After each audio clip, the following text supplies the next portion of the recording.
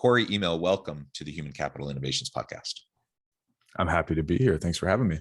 It is a pleasure to be with you today. I'm super excited to have a really fun conversation around distributed teams and the future of work. And this is where your expertise comes into play. You're doing a lot of work on the emerging trends with distributed teams. So we're going to unpack some of that research and share insights with listeners about what they can be doing in their organizations. As we get started, I wanted to share Cory's bio with everybody.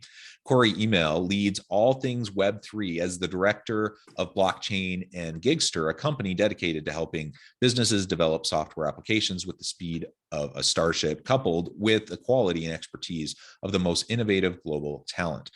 Cory also manages academic partnerships to help further research into distributed teams and the future of work. His career started with providing enterprise strategy to large enterprises in the early days of the iPhone. He then moved into hardware development to help bring innovative IoT platforms to market. Wonderful to be with you. Anything else you would like to share with listeners by way of your background or personal context before we dive on in?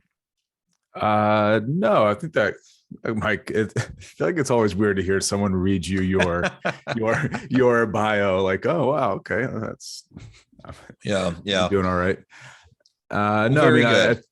I think the only other thing to add, and since we're going to be getting into it a lot deeper here, something that is probably pertinent, and this comes to the position of like build credibility with your audience, right? Is that so? The research that we do on distributed teams, we do in partnership with Stanford and Berkeley. So we've been doing that I've been doing that for about 4 or 5 years now. But I think that's going to help kind of drive a lot of the insights we'll uncover and unpack here.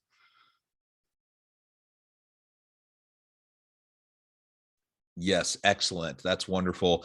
And again, this is an area that a lot of research is needed. I actually do quite a bit of academic research in this space myself, as well as, the practitioner work that I do. And I love having conversations like this because it's just so important. And as we look at the future of work, if the last couple of years of the pandemic have demonstrated anything, it's shown that this whole idea of more virtual and distributed teams can be done. It can be effective, and that it can unlock a lot of potential benefits for organizations that maybe we don't have as much access to when we're stuck in this geographic, in-person office kind of a model of work that's been pervasive, for forever, right?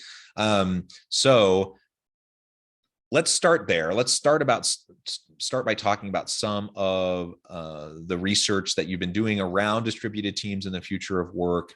Companies have gotten more comfortable with this idea, yet there's still a lot of companies that are just really trying hard to get their people to come back to the physical office.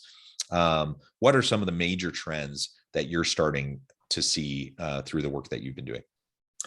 Yeah, it's really interesting too, right? Because I think what the pandemic has shown us specifically is that, people can be efficient at home, right? Like the whole, I think, previous notion that you had to be in person to really be productive was broken, and it's been proven, and the other interesting aspect is, the original founders of Gigster had kind of like this notion that in order the future of work to be distributed, but to work on emerging tech and very niche technologies and really be like innovative and groundbreaking, is that the probability of finding someone geographically close to you that is the right person to work on whatever said topic is statistically really low. And I think that a lot of companies, when we would see it before, like trying to hire and have people relocate, like they were doing themselves like a disservice, and ultimately their customers a disservice by not finding a way to tap into these people that are the right people for the right jobs. And that's not just from a skill set, that's also from, do people have passion about the space that's doing there, right? The passion economy is huge, and finding people that have, the technical skills, or, as well as the soft skills to go with it, has proven to be that when you are able to mesh that together, you get very, very incredible outcomes.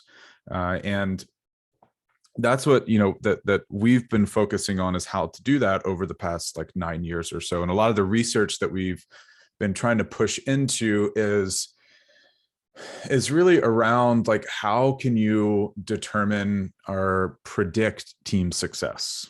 How can you predict the probability that a team will be successful? Now, it's a bit of a broad stroke initiative, because even at the beginning of it, it's, how do you define success? Is it that they completed on time, on budget? It's that no one quit? Is it that the customer was happy, but it might not be what they exactly wanted? And that's, I don't think, something that will ever truly be defined. And a lot of the work that we've been doing over these past years has primarily fallen around how can you, or really can you, build tooling to stay ahead of risk, of teams. And that's usually through a lot of like natural language processing to determine the tone and the ways that teams interact and talk to each other are actually great predictive indicators of whether a team is headed off the rails or staying on the rails.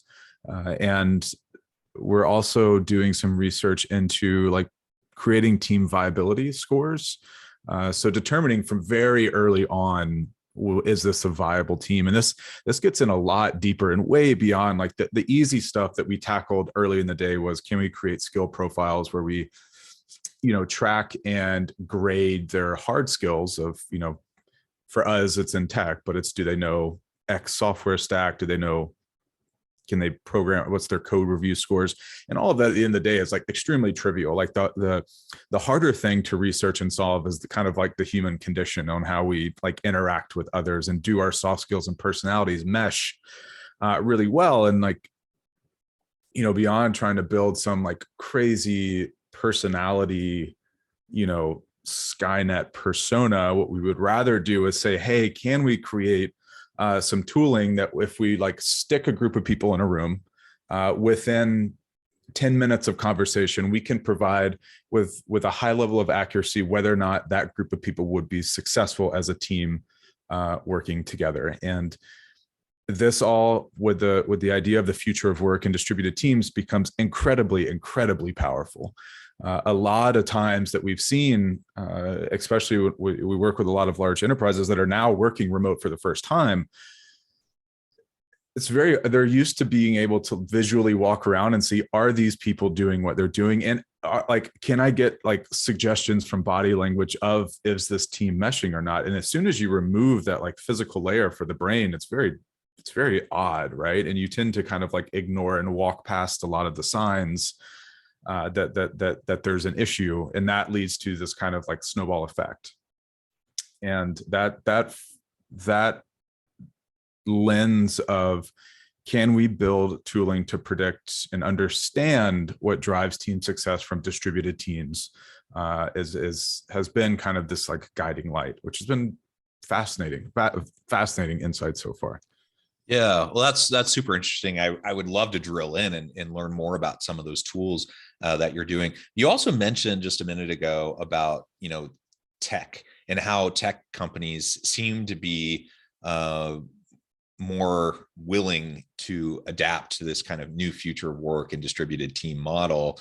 What is it about the tech industry that's really making people more open to that? I mean, clearly there are disruptive technologies that allow for distributed teams and remote teams to function more effectively. So it seems natural in that sense that tech industry who might be more willing to adopt those technologies might then be more successful in distributed teams. But what all is going on there? So why are tech companies more likely to adopt distributed team tech, or look to and why are they more willing to adopt the distributed team model in the first place and find success when there's, frankly, many firms, even after 2 years of this pandemic experience, that are like, we kind of figured it out, but we'd really just rather go back to the way it was. Right. Yeah. So I have some friends that work at like Goldman or EY or some of them, and like, we're going back to the office. I'm like, that sounds terrible. That's a great question, right? And for this one, I can't give any form of like a data-driven response, but what I can give you is what I've seen, and some of my opinion on it is that I think one that this is one of those questions where are you going to get the comments afterwards of like, this guy has no clue what's going on or what? And because initially my first response, right, and this is might be a little bit siloed just from where we work, is that in order to find and cater to the talent and the skill sets that you need, you have to go where they are to a degree, right? And with the great resignation movement during COVID, we saw that people are empowered now, right? They're empowered to say, I want to work from home. I want to work from wherever in the world. Like, that's insane. You want me to pack up my family and move just to work for you? Like, come on, like what? And especially in the tech space where the skill sets that are needed are growing so quickly, right? So it's constantly new things coming on board. I mean, I think that like Web3 is a great example now. Like all of a sudden within the past 2 years, it's like, oh my gosh, we need X Web3 dev, and there's a handful of them on the planet. And in order to be a tech company and be able to support that, you have to kind of be able to support the needs and wants of where your labor market is. And I would say that for a lot of larger, historic institutions and, dangerous grounds, to use like Goldman as an example, not to say that they're not incredibly innovative or whatever, but, I don't know if the challenge is the same for them as it is for tech. And on the backbone of that too, I think that the general culture of the tech world, which is, arguably 50 years old, let's say 60 years old, of like what I would call like modern Silicon Valley tech business structure, is, 55 years old. A lot of these companies that have been around way longer than that, they're ingrained to the bone, man. Like that's, in person, shaking hands, I don't know, throwing the football around the office is just like how they work. And like at the end of the day too, there's no reason to look at that and say that that's wrong. I think that now what we have with distributed work and how the future of the world is going is that we've seen that that's not the only way. We've seen that there are very, very viable options beyond that, and that you actually can run fully distributed businesses at scale with great margins and high delivery satisfaction. And I would argue that even 10 15 years ago, a lot of people look at that and say that's a pretty like radical choice of something to do. And for the tech side, I think that the reason why so many of them are so embracive of it is that, one, they kind of have to be to go where their labor resources are. The other one too is that the culture, they're much more open to this type of flexibility. And then three, it's a bit of kind of like drinking your own champagne, right? Like you've got to trust in the tech that you're promoting. Otherwise, you look a little hypocritical. Yeah, I think that's all super interesting. And you're right. Is it necessarily wrong for people to want to be in the office? No, it's not. And every organization has to decide what their model is and the reasons behind that model. I would hope that after, this 2-year experiment during the pandemic, that organizations would at least be willing to take a good, hard, long look at the reasons behind, and not just do it because that's the way we've always done it, right? Right. And perpetuating these norms for no other reason than that's what you're used to. Because there are so many benefits that can come from distributed remote work models in just the war for talent alone. I mean, there's lots of other benefits too, but if we're just looking at the Great Resignation, the Great Reawakening, and people having options, and you want to get good talent, especially in high tech fields, STEM fields, where we just don't have enough people, you got to be able to get them where they are. And in the day and age where people are willing to uproot their entire family, people just aren't as willing to do that as they might have been a generation ago, or even 5-10 years ago, right? Mhm. And so all of that is really important. And if an organization does that calculus and they really think hard and long about it, and they decide, no, this really is going to be better for us to be together in person, or to have some sort of a hybrid work arrangement, then that's fine. Choose what works for you. But that's honestly, in all the conversations I'm having with senior leaders in organizations, I don't feel like that's actually what's going on. That's not what they're often saying, that they've had those hard conversations and that they've decided ultimately it's still better to be in person.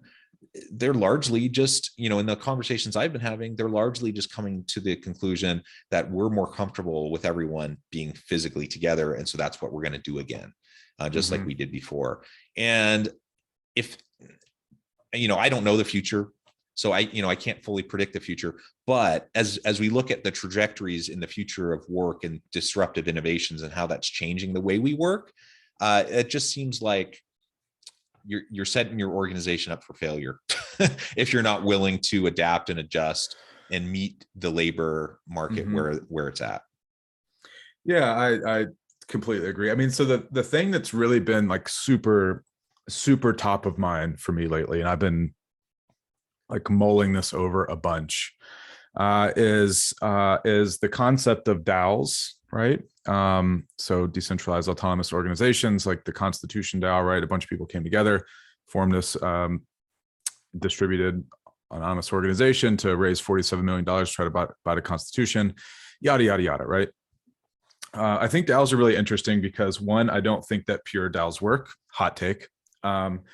Two, though, I think that the concept, though, of being able to create incentive structures that can quickly assemble people to go after a single goal very quickly and very efficiently is a pretty interesting topic to think about the future, because I think that as I think about the future of work, I start to think about, well, what's the future of organizations, right? Is traditional hierarchy within an organization really what like future generations are going to see? Or is it, the whole concept of flattening the org is something that I'm totally about.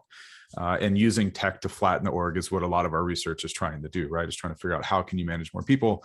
How can you make them much more effectively interdependently, rather than having someone sit over the top of them and, said to come, yeah, we're going to need you to stay in this weekend kind of thing.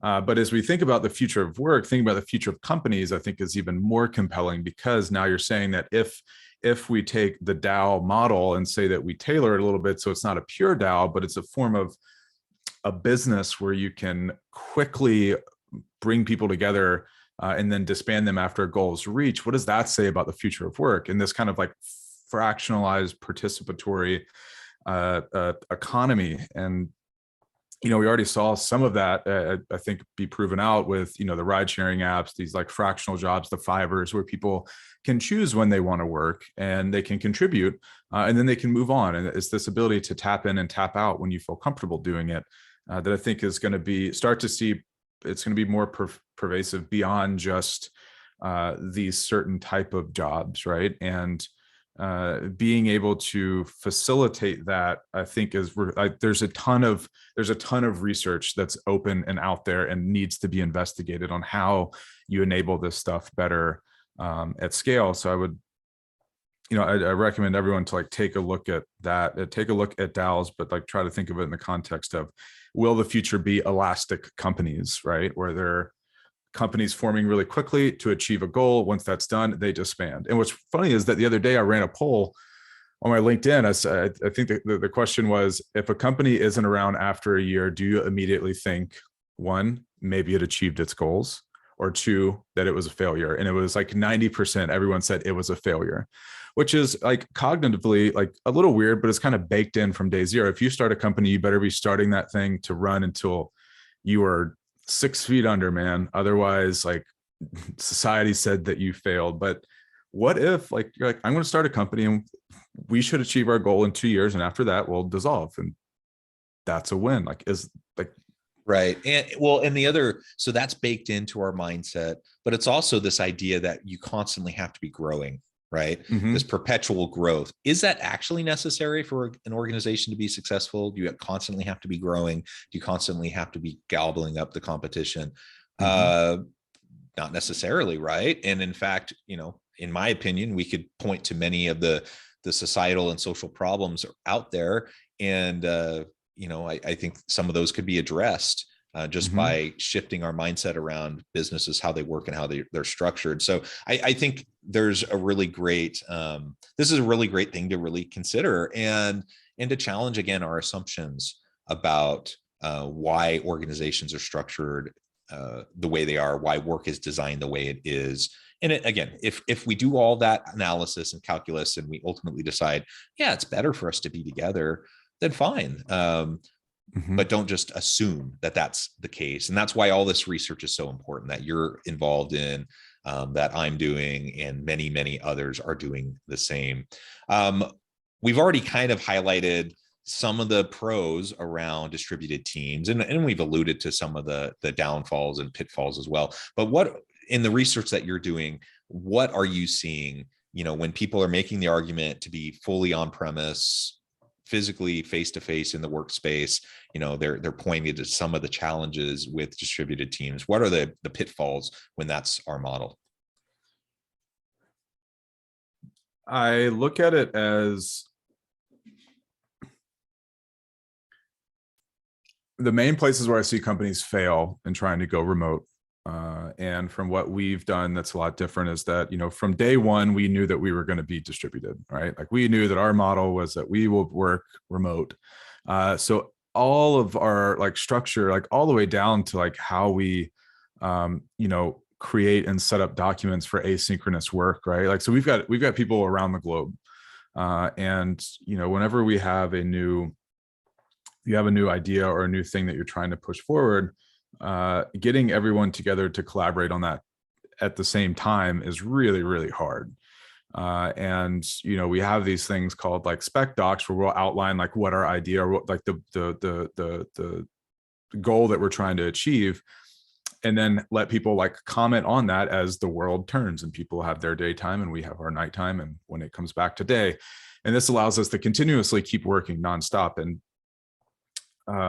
that ability to take tasks and break them down so that they can be worked on continuously 24/7 is I would say the antithesis of being a distributed team, right? That's where you want to be. And I mean, we're by no means perfect, and I don't know if there is a perfect, but where I see a lot of companies failing and going distributed is that they see that okay, I was promised some level of upside by moving this way, and I'm just going to try to take the model I've been running for the past X years and just apply that and say, what, instead of that, just work from home, but just dial in. But we don't change any of our processes. We don't change any of our business operations. We don't change any of the ways that we communication cadence and tools that, allow us to work. And when they don't do any of that, it just seems really cumbersome. They're like, yes, it doesn't work, blah, blah, blah. And that's the biggest one, is that overhauling your organization to truly be and get the full benefit and upside of a distributed company, and a company in the future, is it takes time. It's by no means easy, but at the end of the day, it's not rocket science. It takes commitment from the top down to push it that way. But the overall benefit and upside that you get from having a distributed organization is huge. And it can be hybrid too, right? Yeah. Excellent. Well, Cory, this has been a super fun conversation. The time has flown by. I wish we could continue talking for another hour, but I need to let you go. So before we wrap up for today, and I'd love to have you back anytime to continue, but before we wrap up for today, I just want to give you a chance to share with listeners how they can connect with you, find out more about your work, and then give us a final word on the topic for today. Yeah, of course. Yeah. So I think the best places is probably LinkedIn. So it's just my first name and last name, which I'm assuming might be in either the comments below in the video or on the podcast. But then also Twitter, which is just my first name and last name together. Super simple.